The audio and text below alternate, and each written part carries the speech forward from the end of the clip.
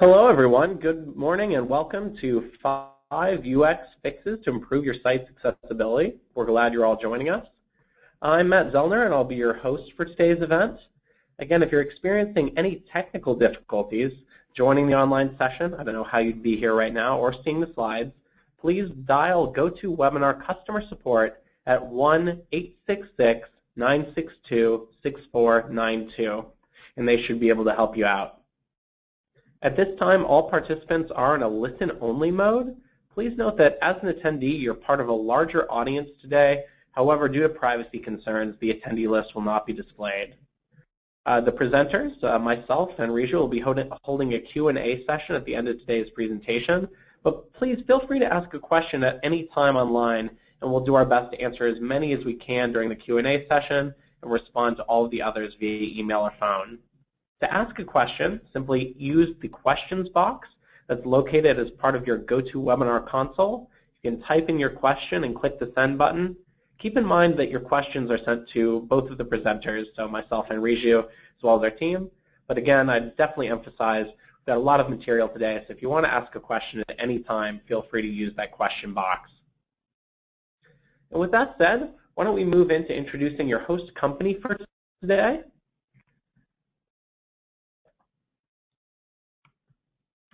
Today's webinar is brought to you by Adage Technologies.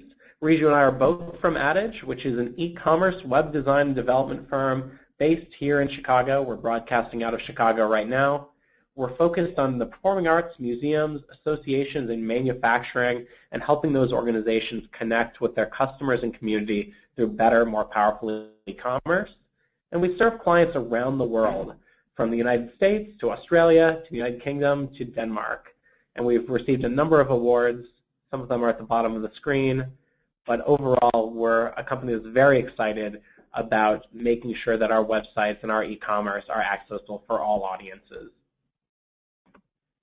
Just a selection of our clients to show you the variety of organizations we work with. Everyone from the American Academy of Pediatrics, a large association based here in Chicago, to the Old Globe Theater, one of the leading performing arts institutions in California based in San Diego, and everything in between. So just a glimpse at some of our most prized customers here, though all of them are very valuable. And if you have any questions about these customers, again, feel free to drop a question in the question box. Presenting today will be myself as your host, as well as Ruzhi Liu, who's our user experience designer and user experience and ADA expert here at Technologies, part of our front-end development, user experience, and design team. So in just a second, I'll be turning things over to Ruzhi to go through the bulk of the presentation. But before we do that, I just want to cover one important note. We'll be dealing with a subject today that involves a number of legal matters, so we'd just like to remind you, hopefully you know this already, Adage Technologies is not a law firm. I'm not a lawyer, Ruzhi is not a lawyer. We unfortunately cannot provide legal counsel, and we can't guarantee the advice in this presentation will make you ADA compliant or protect you from future legal action. The following are sets of UX best practices based on a set of laws and guidelines that are unfortunately constantly changing. Really, it's fortunately, because we're helping to make these websites and guidelines more and more accessible and all-inclusive. We do want to remind you here is a guarantee or legal advice. I'm sure you already knew that, but here you have it. And with that, you're briefed. We can jump into going through the agenda. And for that, I'll turn things over to our UX expert, Ruzhi. Ruzhi, why don't you take it away? Great. Thank you, Matt. This is Ruzhi Liu. I'm a user experience designer here at Adage Technologies. As Matt introduced today, we're going to talk about a couple UX fixes that will help you improve your site accessibility. And as you can tell from the title, today's focus is on UX only. And ADA and accessibility is a very broad concept. And to make your site compliant or accessible requires a whole team's effort from front-end, back-end, design, UX, in everybody. So what is ADA? That's going to be the first topic we're going to talk about, and then we're going to take a look at some of the guidelines and rules available at this point. And then for the majority of this webinar, we'll be focusing on showing some examples to illustrate some easy UX fixes that you can do to improve your website's accessibility. So if you're on this webinar now, you probably have heard the word ADA before. And if you haven't, I guarantee you'll probably hear about it soon. So what is ADA? It all started from accessibility. So accessibility is a kind of overarching concept, and really the key point we want to take away here is accessibility means design for people who experience disabilities. And it's not only direct access, it also includes indirect access. So you probably have heard something like screen readers, assistive technologies, and things like that. So that's what accessibility is all about, is to make things and services accessible. And one step further from that is web accessibility, and that brings this concept closer to what we're talking about today, which is the website and web platform. So the web accessibility, this is the definition of web accessibility provided by W3C, which stands for the World Wide Web Consortium, W3C. They're an international community, and they are kind of the leading community that is establishing the web standards and help promote web accessibility. And you can learn more at their website. So you can just simply search W3C, ADA compliance, and you will find a lot of information about them and the specific guidelines as well. So for web accessibility specifically, we want to be focusing on to make sure that people with disabilities can perceive, understand, navigate, and interact with your website. And also, one thing to keep in mind here is that web accessibility doesn't only benefit people with disabilities. It also will benefit a broader audience in general, including people that their ability may change due to aging. I know a lot of our clients will have a kind of like the audience base grew to the older, the senior group. So even though they may not be we may not think of like very like specific to like them as being disabled, but still having a web accessibility in mind will help those users to navigate our website as well. So from there comes this keyword of today's discussion, which is ADA. So what is ADA? What does ADA stand for? So ADA stands for the Americans with Disabilities Act. So really, this is an act that was signed into law on July 26, 1990. As you can tell, it's been a while since the law first went into action. And this law is the most comprehensive pieces of civil rights legislation that prohibits discrimination and guarantees that people with disabilities have the same opportunities as everyone else to participate in everyday life. So really, there's a lot of legal terms and legal languages here if you really dive into the actual ADA law clause itself. So we just want, for today's purpose, want to keep in mind that the ADA is this guideline. It has been going on for a while, and there are a couple things that we can take specific into considerations to improve our website accessibility. So you may want to ask, okay, now I have this like overview of, okay, this is accessibility, this is web accessibility, this is the specific law, ADA, so why should I care about it? The reason you should care about it here on this slide, you can tell that your business may face legal consequences if you fail to comply. So who does this law affect? Just if you dig a little bit deeper on their website about ADA, you can tell that private employers with 15 or more employees are affected by this law. And this law will affect Americans with disabilities and their friends, families, and caregivers.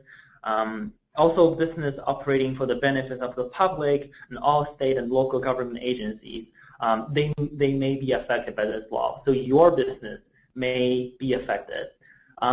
Also, it may affect your user base more than you expected. As we talked about earlier, that as people get older, some of their abilities may change, and without realizing that, we may design something that will present difficulties for them to navigate your website. And just being ADA conscious will provide a better experience for everyone in general. Also, you could benefit in other ways. For example, if you're compliant with certain criteria of ADA, especially some of the front end settings, that will improve your SEO as well. And last but not least, it shows that you care about your users, and it shows that you're a responsible business. So that's a quick overview about ADA and some of the legal terms that you might have heard so far. Again, as Matt mentioned earlier, we're not a legal firm, and none of our advice or comments can guarantee that you will be compliant. So let's take a deeper look at the specific guidelines. So now we know, okay, this is the rule about ADA. What are some of the guidelines? So on this slide, we listed two guidelines that you might have heard most frequently. The first standard is Section 508, and the second standard is WCAG 2.0. So here is a table we listed who created these guidelines and what is the guideline, who needs to comply, and the current development in the guideline. We'll not go into the specific details in this webinar. We'll share the slides with you, so you can read.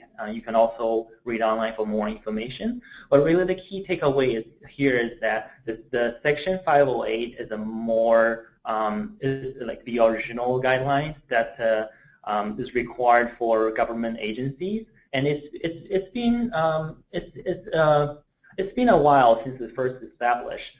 So the government is currently working on revising it and providing new guidelines. And right now, the companies are recommended to self-regulate based on the WCAG 2.0 guidelines. So as you see here, we just summarized that the ADA encourages self-regulation of accessibility standard, and organizations are encouraged to use WCAG 2.0 level 2 level AA guidelines as a guide on how to become accessible until the Department of Justice defines the regulations. So here you may ask, oh, level 2, what does level 2 mean? Are there other levels? That would be a good question. So if you look on the WCAG website, you will find that they have 3 levels, from level A, level AA, to level AAA. So as the number of the A's increase, it gets stricter and stricter to become accessible. So just think about the number of A's or different levels as a entry, like a baby step, like entryway, and then the AA guidelines is kind of like you will probably be mostly covered, you will be fine. But if you're doing specific business or like under specific the disciplines or kind of requirements group, then you might be asked to comply for level AAA. So it really depends. But here, as a rule of thumb, if you look at the AA standard and try to make comply with that, you should be fine in general. We should note that, in addition, we focus on AA because when you get to level 3, these are extremely, extremely stringent standards. We're talking about single-digit number of sites in the world that can comply right now. Yes. So with that in mind, we're going to be focusing on WCAG 2.0, level 8 and level AA guidelines today. In our following discussion about the UX fixes to be more compliant and more accessible. So we call it the Big five easy UX fixes. What are the Big Five? So the first one is contrast. The second one is keyboard. The third one is color. The fourth one is multimedia. This one is predictability. In short, we will dive into each one and give you more specific guidelines that will promote your website's accessibility. We'll also have some examples. So without further ado, let's dive into the first one, contrast.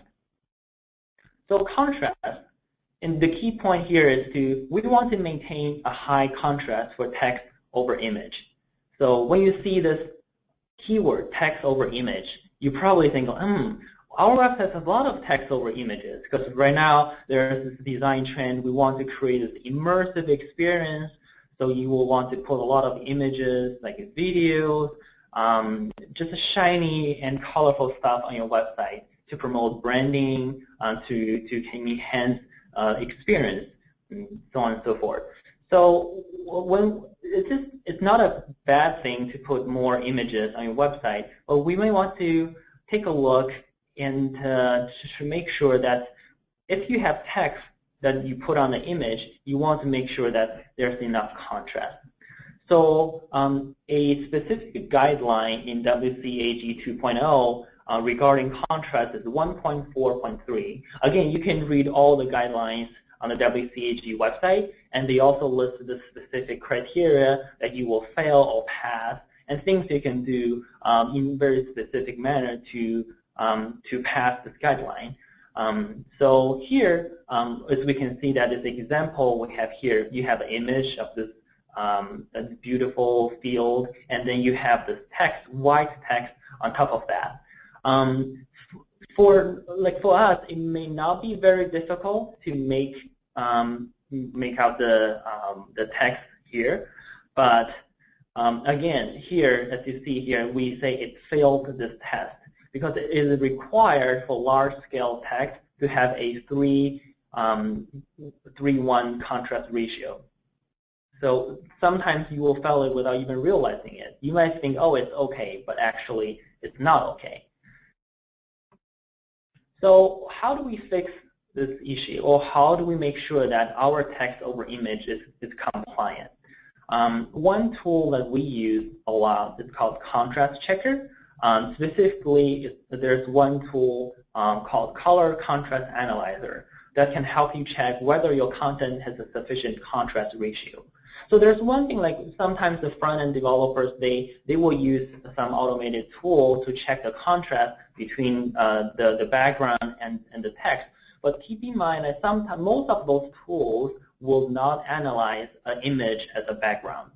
So this tool, color contrast analyzer, very specifically, they will take a screenshot of your website and analyze pixel by pixel. So as you can see here on the left, we have this left column, which is fail, and the right column, which is pass. And you can see here at the second row, on the failed example, there's nothing outlined by this tool, which means that the contrast between the text and the background is less than the 3:1 contrast ratio required. In contrary, if you look at the bottom right corner, there all the text is outlined, which means that it passed the required contrast ratio. So this is a very useful tool. If you haven't heard about it, check it out. You might benefit from it. And another UX fix here is, okay, if you want to guarantee that you have a very high contrast ratio, or if you realize that you failed the text, you want to fix it, a very easy way is to just add a semi-opaque overlay. So as you see here as an example, the only difference here between the fail and pass is that we added a semi-opaque overlay behind the text that will increase the darkness of the background and therefore make it more compliant. So that's the first UX fix, which is contrast. Now moving forward, the second one, a keyboard. So keyboard, the focus here is that we want to make your website keyboard operable. So sometimes keyboard may not be the first thing to come into our mind when we design for a website, because now more and more we say, oh, it's touch screen, you will scroll, it's just so easy to navigate with a mouse. But sometimes people don't, or they can't navigate with a mouse, and that's where keyboard operable becomes very important in terms of improving your website accessibility. So here we listed a couple of specific guidelines in the WCAG 2.0 that is keyboard related. So the first one states that the navigation or the operating of your website through keyboard shouldn't require specific timings for individual keystrokes. And then the second one specifies that you shouldn't create any keyboard traps, meaning that once you navigate through a keyboard into a certain part, you can't get out. And the third one is bypass blocks, which means that a mechanism is available to bypass blocks of content that are repeated on multiple pages. So there are more guidelines related to keyboard, and I would encourage you, if you are interested in learning more about this, to check out the WCAG 2.0 website. So here are some of the UX fixes that we can use to at least get started on the keyboard operable principles. So the first one is make keyboard focus obvious. So something you may know sometimes when you hit tab while browsing a website, you will see items being highlighted to indicate, oh, this is the current focus of the browser. And usually browser will come with default focus indicators, but sometimes we see people will remove that for aesthetic reasons, which is fine. Like if you don't like the way it looks, you can replace it with your own design. But we would highly recommend not to just take it out completely, because then it makes it very difficult for people with keyboard to understand what exactly they're looking at, like which field they're looking at, which drop-down list they're highlighted. So it just makes it impossible to navigate. And the second fix here is the skip navigation link. And that is specifically related to the third guidelines that we reviewed on the previous slide, which is the bypass block. So you know, we may not realize that if we use mouse to navigate website all the time, because we can just scroll up and down. It's just so easy. But with keyboard navigation, people have to tap through each single element to go to browse the whole page, to scroll to the bottom part. So sometimes just by adding a skip navigation or jump to link at the top when users start tapping on the web page will make it way easier for people to jump to a specific part of the website, especially if you have a very long page. So here we have the example of a Virgin America website. As you can see here, this is a screenshot when I hit tab upon landing on the page. As you can see at the top corner, there's this skip the navigation to the main content functionality, which will allow user who is navigating purely using keyboard to skip the navigation that is repeated on every single page to jump to the content and get more information that they're looking for. So those are the two takeaways that we want to share with you on the keyboard accessibility. And let's move on to the next one, which is color.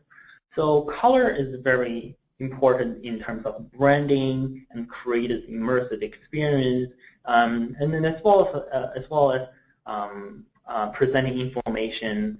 We see a lot of colors in charts and graphics and stuff.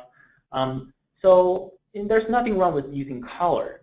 But if we want to make it more accessible, we want to make sure that you add a little bit of redundancy to color cues, which means that you don't use color to convey information by using color only. And here's the specific WCAG 2.0 guideline regarding color. As it states, the color is not used as the only visual means of conveying information, indicating an action, prompting a response, or distinguishing a visual element. So what does this mean? Here is an example of our UX fix. So if you look at the text field example, we have the first one is just red field name.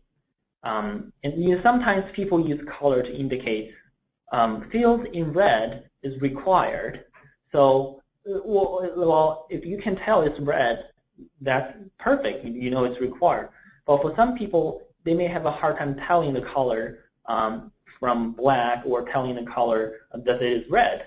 So in that case, by just adding this text cue saying it's a required field, as we illustrated below, it will make it more accessible for people who have issue with telling colors.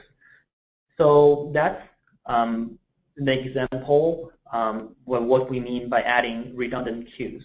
And another example, as we illustrated here on the right column, is about links.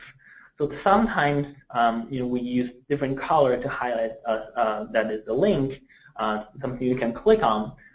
Again, sometimes people may have a hard time understanding, oh, it's a different color. So just by adding like a difference in style, in addition to color, will add a layer of redundancy and make it easier for people to tell that it's actually a link. It's not just a plain text.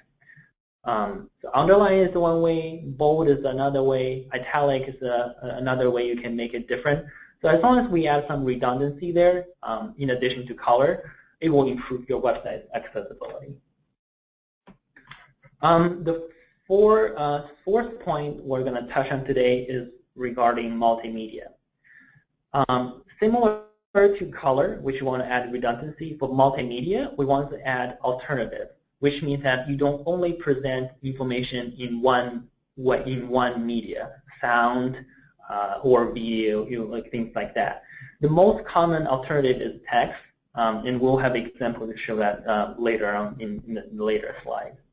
So here are a couple WCAG 2.0 guidelines related to multimedia. And we won't go into the details, and you can read about the specific guidelines on their website. But really the key takeaway here is that if you have video or audio, we want to provide some kind of alternative. Usually it's text alternative to help people understand what the information you are presenting using the multimedia. A couple UX fixes, as I mentioned. First one is offer a text alternative, and the second one is by offering captions. So, for example, here this is the screenshot from the KLM website. As you see, there's this video introducing Amsterdam and the experience on the canals and on a boat. So here on the YouTube video, people have the availability to turn on captions so that they can read about the information while watching the video. So you may not think it's a big deal, but it's actually not only helps people that can't hear, it also helps people like everybody to perceive the information while under certain circumstances. For example, I'm sure you've been in a scenario where, or maybe you don't have a headphone, you're on a subway, you don't want to play a video out loud, but you really want to know what's going on in this video, what people are talking about. So in that specific scenario, having a caption and being able to read about it and looking at the video without the sound just makes perceiving information easier. And in that case, you have a more accessible website. So the last one we're going to touch on today is predictability. And we have this phrase, keep calm and browse down. So really the key takeaway here is to make your website predictable so people know what to expect and they won't be startled. And a couple specific guidelines, WCAG 2.0 again, related to this predictability. Here it's pause, stop, and hide, which basically means that if there's something that is moving or autoplay on your website, make sure that people have control over it. The next one is 3 flashes.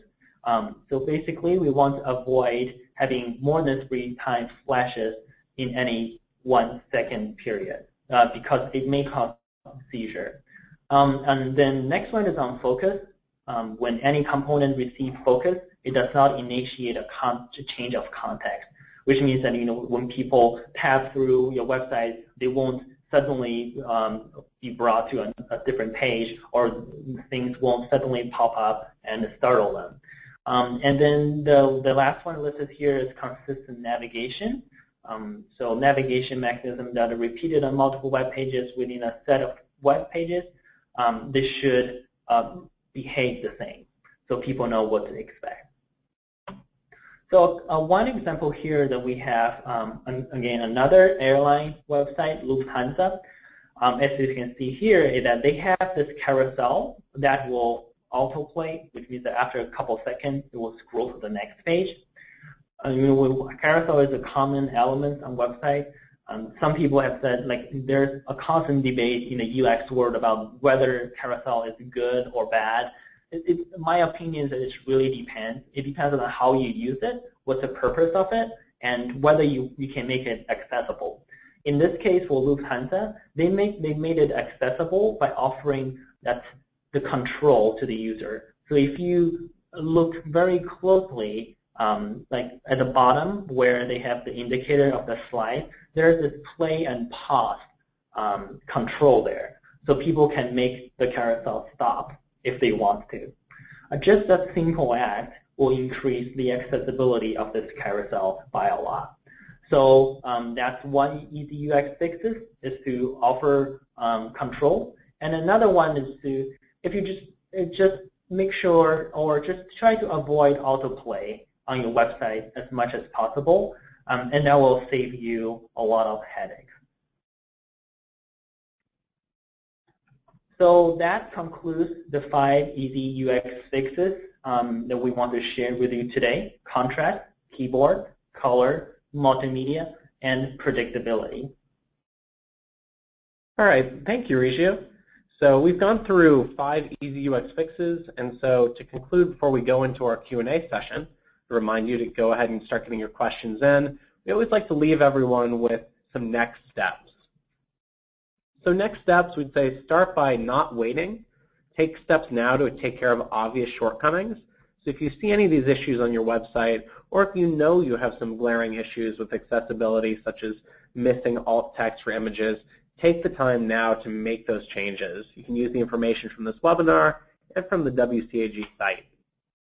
We'd also see if you could talk to your development firm or your agency, see if they could provide someone who can help you with accessibility and ADA compliance, or refer you to someone who can. And it's important here to also say, don't let them tell you that it's not important. I think right now, you guys being on this webinar are at the cutting edge of the ADA compliance need for websites and for the digital world.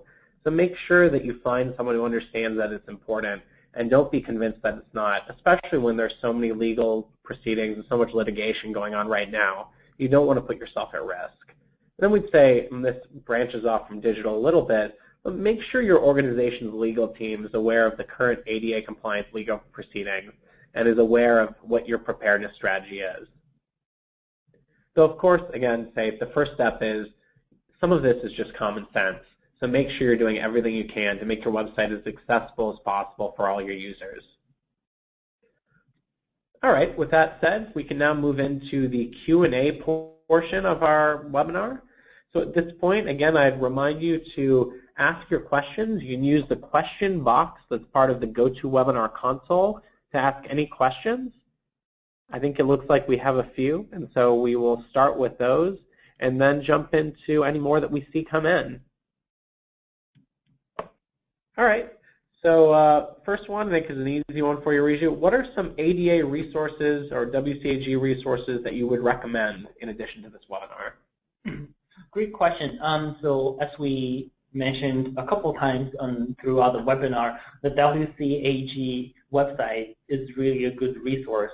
And also, if you just search WCAG 2.0 guidelines, ADA, you will find a lot of resources online. And there's specific websites that will list all the guidelines and ways that you can comply and common mistakes and example of failure on there. And you can also filter the guidelines based on the level A levels, A, AA, AAA, and based on the discipline, the front end, design, and back end. So this is really helpful. So I would encourage you to start from the WCAG 2.0 or W3C website to learn more about the ADA or web accessibility. Are there any other tools you could recommend besides the contrast checker? So the contrast checker is from UX Point. That's a tool that I use a lot in my daily work. I know there's also like automated like compliance analyze tools. There are a lot of Chrome plugins, Firefox plugins that will analyze your website's code and check ADA compliance, and that a lot of those are more front-end related. So I would say that there are definitely more tools that you can use and you can that can help you to make sure that your website is compliant. And we'll share some of those tools via email with all of you after the webinar. I know our UX team has a set of favorite tools they use. I also noticed again, though, that it is a set. I don't think there is one tool right now, especially with how much, not necessarily the guidelines, but the interpretation of the guidelines has changed, especially in the past year with the litigations going on that can tell you point blank, this is everything. So I know we use a whole suite of tools, but we'll share some of those with everyone in our follow-up. All right, Ruzhi, another question. What would you say is the most important of the UX steps, or something else that wasn't mentioned that's a very important first step if you have to do something simple?